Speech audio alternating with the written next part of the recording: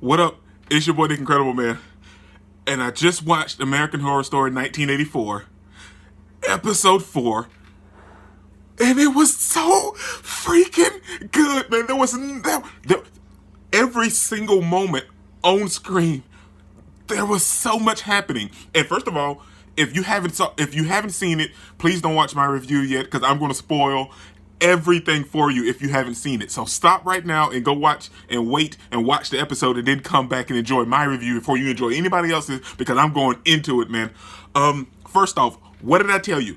Not to trust Margaret. Didn't I tell you guys not to trust Margaret? Margaret was the original Mr. Jingles. And this episode highlighted that and it played everything out to facts. I'm not going in order. I'm going all over the place because there was so much happening, man.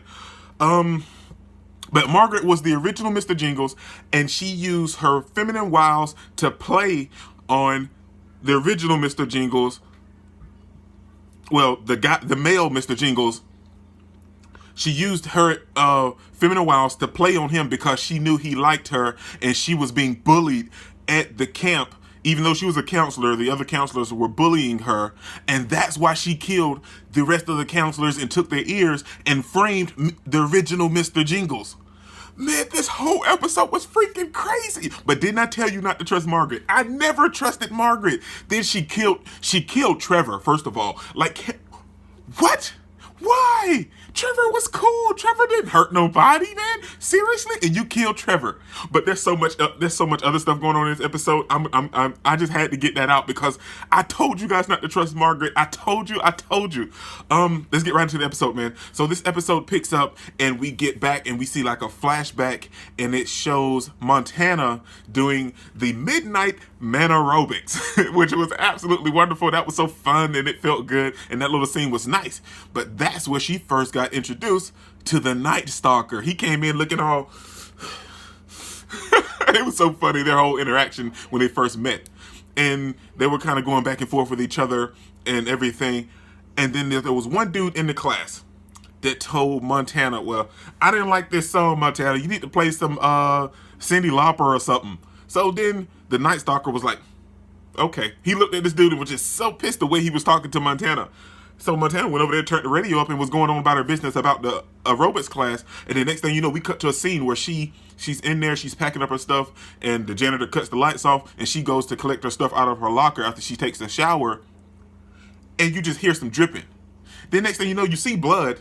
So then you look up in the corner, and it's that same dude that was talking all rude to Montana with his guts just hanging out. And then the Night Stalker walks in and was like, "Do you like that?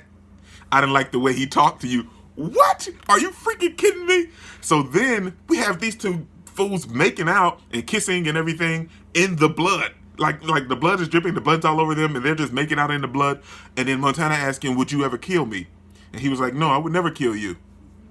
And then she says, "Would you kill for me?" And I was wondering where she was going with that. But then I knew, and I had to think about last week's episode, she wants him to kill Brooke. And then we understand, then we jump back to the present day, and she's asking him, why hasn't he killed Brooke? It's been hard to find her. I had her a couple times, but I couldn't kill her. But then we finally understand why she wants Brooke dead. She blames Brooke for the reason for her brother being dead. And her brother, I saw somebody else's review talking about this as well before I posted mine last week, that her brother was the best man in Brooke's wedding. And the husband that Brooke was supposed to get married to shot his best friend that he was friends with in college and shot himself, and he killed Montana's brother. So that's why Montana wants Brooke dead, and she had the Night Stalker to do it because they were in a relationship, man. Then we get to, there's so much going on in this episode, man. So then we have Trevor and Chet, and I can't remember the blonde-head dude's name to save my life, man. But anyway, we have these three trying to make their way to find everybody else, but trying to secure Chet because he looks like he's losing a lot of blood. So they get there, they secure Chet, and Chet passes out. And then Trevor digs his inside the nurse's drawer. He's going through some stuff. He's like, "All right, I got it." He takes it out with it. The dude was like, "What are you gonna do with that?" it's like epinephrine or something, man. It's like for like bee stings and stuff. It's fine. It's like pure adrenaline. He just takes it and does the Pulp Fiction thing and jabs it right in his heart. The next thing you know, he's laying there, he's like, the blood's spewing out and everything. I loved it, man. This whole episode was absolutely fantastic. And this episode, honestly, it felt like a real horror movie, and by far this was my favorite episode. I don't even care what comes after this or anything. This is my favorite episode, man. I'm sad that we lost Trevor though. So then they do that and they leave Chet there to kind of just fend for himself, and they give him some scissors. Which is so messed up. So then we have the blonde head dude that oh, well, also, he was, when they were in there talking to Chet, he was like, well, this is worse than doing porn. And they looked at him like, what? You done porn? So it was so funny. So then we have Trevor and the blonde-head dude going their separate ways. Trevor's going to get Margaret, and the blonde-head dude is going to get Birdie, or Gertie, I can't remember her name, the lunch lady anyway. So we get to their scene, and we see him with the lunch lady, and they're having a nice chat. He's like, we got to go. Mr. Jingles is here and he's killing and slicing and dicing everybody, so we can't be here. And then next thing you know, all we see is Mr. Jingles outside the door walking in. You hear the keys jingling and everything. And then he comes in and they're having a back and forth because she worked there when Margaret was there and when he was there. And she kind of goes into like a whole little story and explaining why she was there again to help Margaret get past what was her past. And at this point, we didn't know that Margaret was the original Mr. Jingles. So then they're going back and forth. She fixed him a PB&J. And the dude with the blonde hair drops the flashlight under the table. Are you serious? Don't make a move. Let this dude go. And then he takes and grabs this man from under the table. And he mollywops Birdie or Gertie. And he's just going super crazy, beating the brakes off of her. And then he knocks dude out. And dude, when he wakes up, he put this man inside an oven and turned it on broil, and dude's skin and looking like he has SARS and everything. His skin's popping and boiling and peeling off. Dude looks like a real life version of Freddy Krueger. Dude was messed up, man. And that's not the only thing. We saw him like stabbing Birdie or Gertie. I can't remember her name. I want to say it's Birdie, but we saw him stabbing her, and she was messed up. So anyway, then Miss Jingles left. So then we come, and there's some more other stuff going on, but I really want to focus on this scene because it was nice. Then we have Birdie somehow waking up and coming to, and she takes the dude out of the oven. And dude, his skin looks so bad. It looks so bad. I loved every single moment of this episode, but his skin looks so bad, man. And then Birdie asked him to kill her because she's been stabbed. She lost a lot of blood. She's beat up. She's like real beat up. And she asked him to stab her, man. And he does. That is hardcore, man. This episode was nothing but phenomenal, man. If you don't think so, you're not watching. You're not understanding what you're watching. So then we get let's cut to the scene where we see Trevor with Margaret, and she's touching all over the dead bodies with the blood and everything. And that didn't give these people a red flag. Margaret sent red flags on day one to me. I'm just being real. So then she's looking at the fake Mr. Jingle Man. She put a cross on it and everything. And Trevor's like, we got to go. And she's like, language. She's like, fuck all that.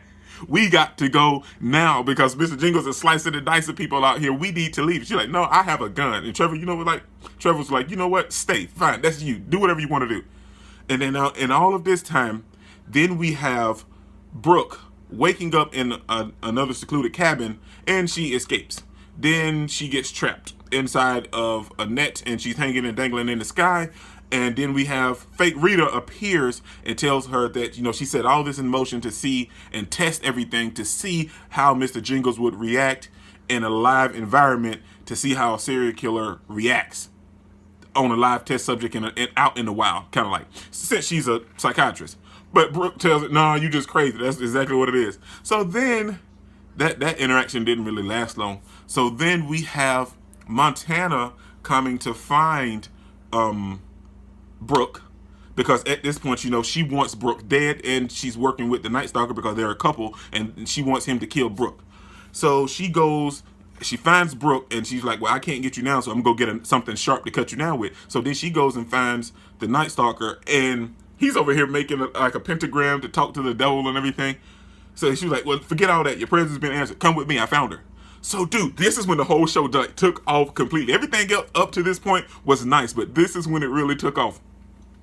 because now we have a simple Freddy versus Jason type mashup, man. The Night Stalker comes and he's getting ready to kill Brooke, and all of a sudden Mr. Jingle comes as well, and they're finna get ready to have a fight. But while that's getting ready to take place, we have fake Rita and Montana going at it, fighting like mad cats and dogs, man. They were going crazy on the sideline, and Montana knocked her out with a stick. Like, it was thick, too, like a thick stick. She knocked her flat out, man. But now this is when the whole episode changed and got super interesting, man.